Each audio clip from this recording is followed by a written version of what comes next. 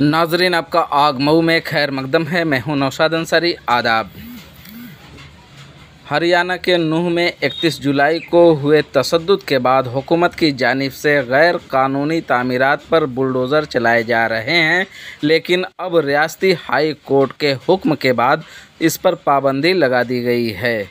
नूंह में मुसलसल तशद्दुद में मुलव्विस मुल्ज़िमान की इमारतें और दुकानें हुकूमत की जानिब से मिसमार की जा रही हैं। अब हाई कोर्ट के हुक्म के बाद ज़िला में इन्हदामी मुहिम पर रोक लगा दी गई है।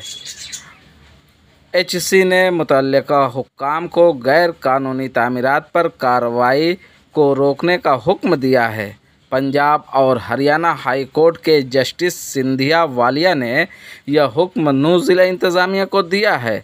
खबरों के मुताबिक पंजाब और हरियाणा हाई कोर्ट ने इस मामले में सो मोटो लिया और तामीराती ढांचे को गिराने पर पाबंदी लगा दी है।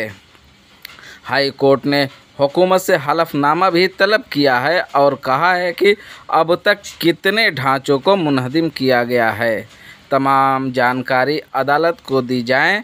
समाअत के दौरान हरियाणा हुकूमत की जानिब से AG बलदेव महाजन मौजूद थे। आग न्यूज़ के लिए मऊ से ब्यूरो रिपोर्ट।